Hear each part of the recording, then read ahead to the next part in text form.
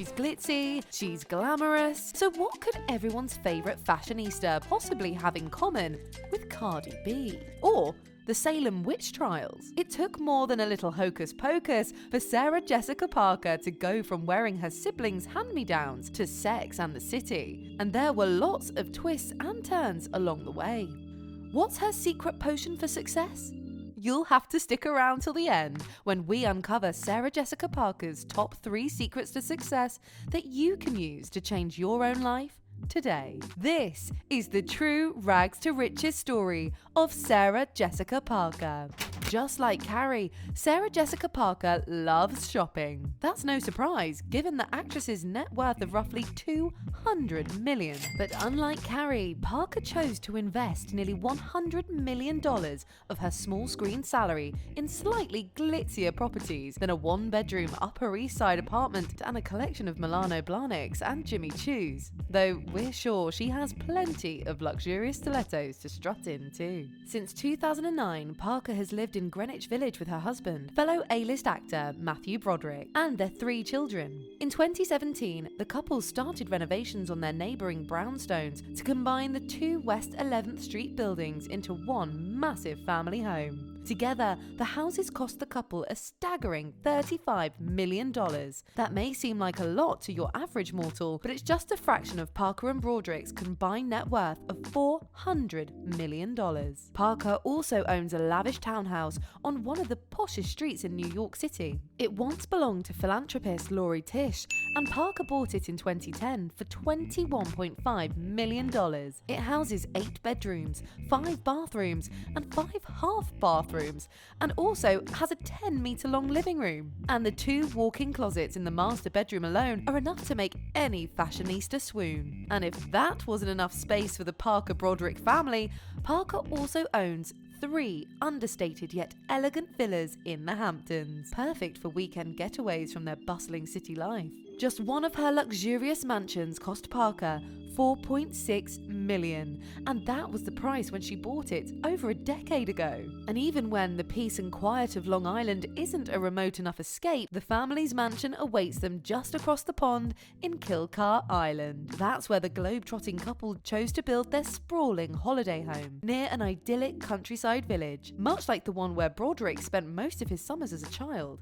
That brings her property total up to 6. But what about cars? Compared to her many lavish homes, Parker's car collection is actually pretty modest. Parker owns a vintage Ford County Squire station wagon that was manufactured between 1950 and 1991, and an 8th generation 5.8-litre Windsor V8 Panther with a value of about $25,000. She's also been seen driving a Mercedes E-Class Cabriolet and Audi A3, a Lexus XR, and a Mini Cooper S convertible. But these days, the TV star is a mum and often takes her eco-conscious Toyota Prius out for a spin around her home city of New York. All in all, her collection of daily vehicles costs roughly $250,000 in total. Not bad. But the 56-year-old star's life didn't always include luxury vehicles or millions of dollars worth of investments in land and property.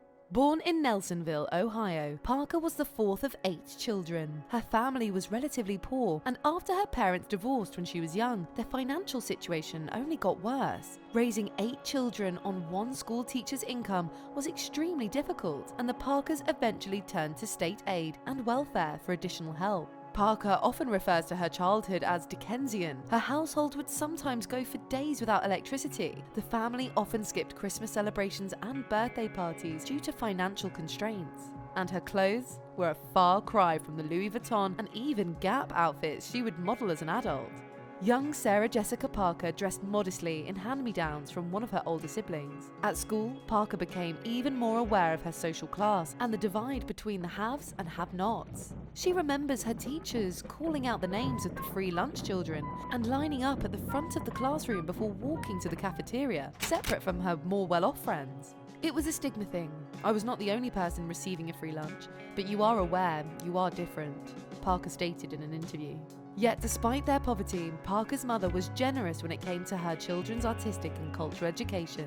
It was important to her that they live full, rich lives in spite of their circumstances. Wherever she could, she took the family to free public institutions like the ballet and the theatre in nearby Cincinnati. And when Parker showed an interest and talent in singing and acting, her cash-strapped mother worked out an agreement with the studio. She'd clean practice spaces in exchange for Parker's continued lessons. Her mother's support and sacrifice allowed Parker to pursue her passion seriously. Even as a child, Parker started bringing home paychecks from local dancing and singing gigs. When she was 11, Parker's family took a chance on their daughter and moved, first to Cincinnati and then to New Jersey to support her acting career. The decision was a risky one. Nelsonville had few opportunities for the burgeoning performer, but it was relatively inexpensive compared to a big city. But in the end, her mother's faith in her abilities paid off. Parker was scouted for a small role in the new Broadway musical Annie. A year later, she was playing the lead role of Annie. An actress wants to make it. Even the movie stars in Hollywood. I'd like you to meet a girl who's already made it on Broadway. She's Sarah Jessica Parker, star of Annie. Hi, Sarah. The impoverished orphan ultimately adopted by a wealthy family. It was a classic rags to riches story that would closely resemble Parker's own rise to fame. A few other stage roles followed her run as Annie, and in 1982, Parker, now her family's primary breadwinner, obtained the leading role of the CBS sitcom Square Pegs, which lasted just one season. Her performance as a shy teen who showed hidden depths was nevertheless acclaimed by critics. Her performance drew attention from the industry. Soon, she was being offered roles in blockbuster films like Footloose Stunning new gentleman. and Girls Just Want to Have Fun, as well as the cult classic Hocus Pocus. But it was her lead role in Sex and the City that really propelled her to fame. We gotta get this stuff out of here. We could make some room for it if we cleaned out your closet. For 20 years, Parker has played Carrie Bradshaw, the shoe-loving narrator and main protagonist. Each episode was structured around her friendships and romantic relationships as she wrote her weekly column, Sex and the City, for the fictitious paper, The New York Star. The series was a massive hit. During the first season, Parker made a respectable $325,000 per episode, though in later seasons, she would go on to earn $3.2 million per episode. Given that the show ran for 6 seasons and 94 episodes, that's a lot of dough. And that's not to mention the 2 movies and the recent 2021 sequel. And just like that have followed in the show's initial success. Parker attained not only sizable financial compensation, but critical acclaim too. Between 2000 and 2004, Parker won 4 Golden Globes and 2 Emmys for her portrayal of Carrie.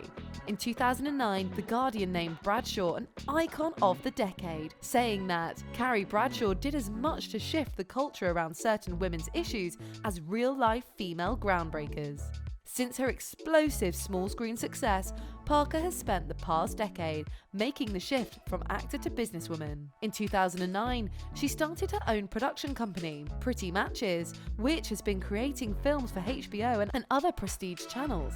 The company's aim is to increase female representation in media and production. Over the past 10 years, they have produced more than 50 films and television series, including HBO series Divorce, starring Parker, the 2018 film Here and Now, and the reality competition show The Next Great Artist, among many others. Her interests extend beyond Hollywood too. Parker recently announced her own imprint, SJP, with Crown Publishing Group. She also partnered with the American Library Association to create Book Club Central, a platform that will provide reading resources for book clubs and younger readers. Despite her many successes, it's clear Parker has stayed true to her humble roots and isn't embarrassed to call attention to them. She even has a lucrative $38 million deal with Gap to create a collection inspired by hand-me-downs. The clothes are meant to be shared and passed down, each with a story of their own to tell. But it's important to remember that Parker's success didn't happen overnight, and that it isn't just sheer luck that brought her fame and fortune. It's a result of dedication, grit, and years of hard work. As for Sarah Jessica Parker's lessons for anyone trying to emulate her success, let's count them down. First, always be kind. Growing up in abject poverty in Ohio has given Parker perspective. She knows that poverty isn't defined by race or gender or education level, that it isn't easy to classify people who live in poverty. She's never forgotten where she came from and continues to give back to the community. She has also been involved in various charity works as a UNICEF ambassador. Working on behalf of UNICEF's life-saving efforts is one of my most valued work, she says. Parker seems to live by the saying, be kind, for everyone you meet is fighting a hard battle. And Parker definitely had to fight a lot of battles to get where she is today. Second, don't be afraid to take risks. Parker takes this bit of advice directly from her mother, who took a huge risk when she moved their 10-person family to follow Sarah's Hollywood dreams. If not for that leap of faith, Parker likely would have stayed in her small town, and we would never have seen her bring her iconic characters to life. But really, it seems like Parker was always destined to be a pioneer in one way or another. In the first episode of the show, Who Do You Think You Are?, Parker was able to trace her ancestors back to perspective in the California Gold Rush and the Salem witch trials. Talk about hocus pocus. Third, diversify. Sarah Jessica Parker knows the key to financial longevity is not putting all your eggs in one basket. Even as a child, she was not only investing in honing her skills in acting, but ballet and singing as well. In the decades since, she's continued to grow, taking her talents from television to film, from owning a production company to investing in property, from publishing to designing fashion lines. That's a lot of irons on a lot of fires, but keeping your options open and working on diversifying your portfolio of talents is what everyone can do. We hope you learned something from Sarah Jessica Parker's journey from struggle to stardom. Remember, always be kind and don't be afraid to take risks. And diversify. Do you agree or disagree that we got all of Parker's life lessons right? Would you add others? And make sure to like, share and subscribe for more rags to riches stories and personal lessons from your favourite celebrities and entrepreneurs. We put out new videos every week, so stay tuned for more inspiring content you can apply to your own life. See you next time, Rags to Riches TV fans.